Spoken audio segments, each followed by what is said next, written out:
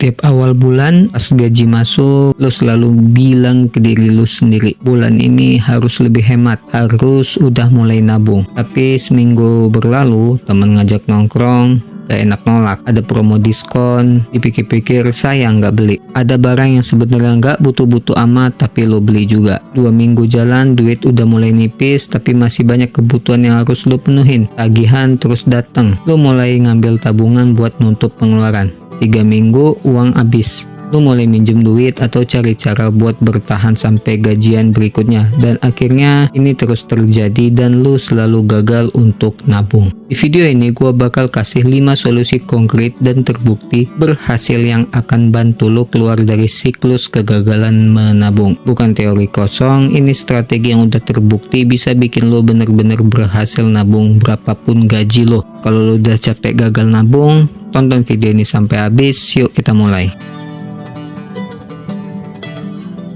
Sebelum kita ngomong solusi, pertama kita harus tahu dulu kenapa lu gagal nabung. Banyak orang mikir kalau aja gaji gua lebih besar, gua pasti bisa nabung. Tapi kan faktanya banyak orang yang gajinya besar pun tetap nggak bisa nabung. Karena masalahnya bukan di besarnya gaji, tapi di cara mengelola duit. Berikut beberapa alasan utama kenapa lu selalu gagal nabung. Lu nggak punya tujuan yang jelas. Pernahkah lu menabung dengan tujuan? Ya nabung aja biar ada duit. Terdengar masuk akal, tapi inilah penyebab utama lu gagal. Kalau lu nggak punya tujuan yang jelas, kapanpun ada godaan buat belanja, lu bakal gampang nyerah. Contoh perbandingannya, menabung tanpa tujuan, ya gue nabung aja biar ada duit. Menabung dengan tujuan itu kayak gua mau nabung 20 juta dalam 1 tahun buat DP mobil misalnya. Mana yang lebih mudah bertahan? Tentu yang kedua, karena lu punya motivasi yang kuat. Terus lu selalu nabung dari sisa duit. Banyak orang mikir gua bakal nabung dari duit yang tersisa di akhir bulan. Masalahnya biasanya nggak ada sisa. Karena kalau lu punya duit, lu bakal terus nemuin alasan buat belanjainnya. Contohnya, kalau gaji 5 juta, lu bakal habisin semuanya. Kalau gaji naik 7 juta, lu bakal habisin semuanya. Karena tanpa strategi yang benar, berapapun gaji lu tetap aja nggak bakal bisa nabung.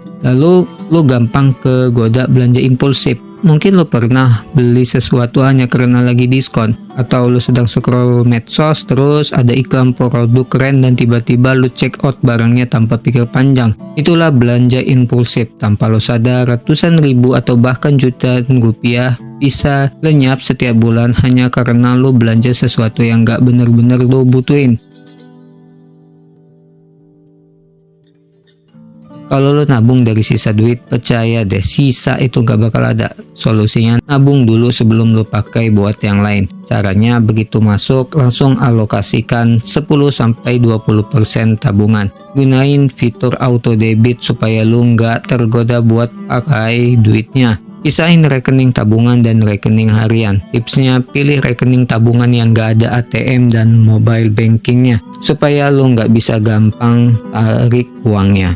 3. Tetapin tujuan keuangan yang jelas. Nabung tanpa tujuan itu ibarat jalan tanpa arah. Bakal nyasar dan berhenti tengah jalan. Caranya, buat tujuan yang spesifik. Gua mau nabung 15 juta dalam 1 tahun buat DP motor. Gua mau nabung 50 juta dalam 2 tahun buat modal usaha. Pisahin tujuan jangka pendek dan jangka panjang. Jangka pendek tuh kayak buat liburan, beli gadget, kursus. Jangka panjang tuh kayak beli rumah, dana pensiun, investasi, dan lain-lain. Dengan tujuan yang jelas, lo bakal lebih disiplin. Salah satu alasan utama kenapa lu nggak bisa nabung adalah lu nggak tahu kemana perginya duit tiap bulan. Pernah kalau ngerasa kayaknya nggak beli apa-apa tapi tiba-tiba duit udah habis saja?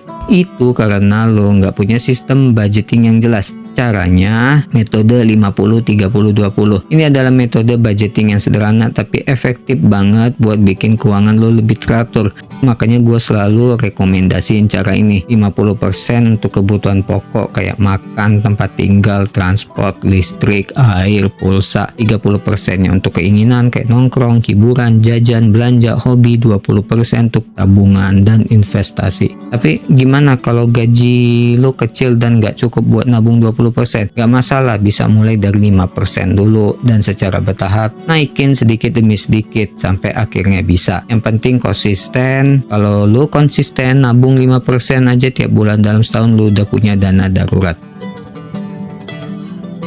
Belanja impulsif adalah musuh terbesar tabungan lo. Seringkali kita beli sesuatu bukan karena butuh, tapi karena sedang dalam kondisi emosional. Contohnya lagi stres, buka e-commerce, tiba-tiba check out, lihat orang lain pakai gadget baru, langsung kepikiran buat beli. Masalahnya kan semua ini nggak direncanain dan akhirnya tabungan lo terkuras buat hal-hal yang nggak penting. Solusinya terapin teknik 24 jam. Caranya, setiap kali pengen beli sesuatu yang nggak penting, tunggu 24 jam. Setelah 24 jam, tanya diri sendiri, apa gue benar-benar butuh? Kalau jawabannya masih iya, baru beli. Tapi kalau nggak, berarti itu cuma nafsu sesaat. Hasilnya, lu bakal sadar dalam mengelola duit, lu bisa ngindarin banyak pembelian yang nggak perlu, tabungan lu bakal lebih cepat bertambah.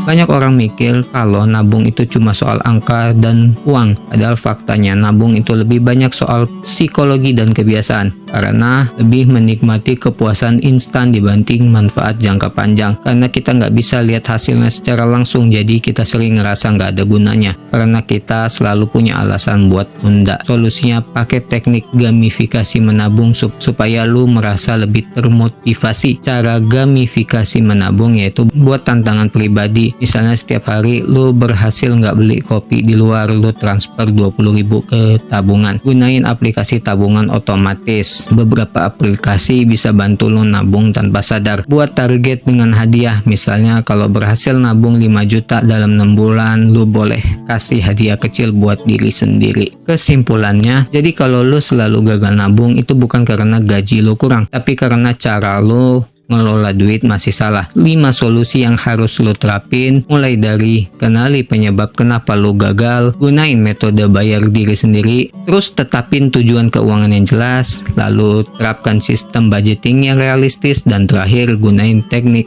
tunda 24 jam. Kalau lo nerapin kelima strategi ini, gua jamin keuangan lo insya Allah akan jauh lebih baik dalam beberapa bulan ke depan. Sekarang gua mau tantang, mulai dari sekarang coba lo praktekin satu strategi yang gue bahas di video ini.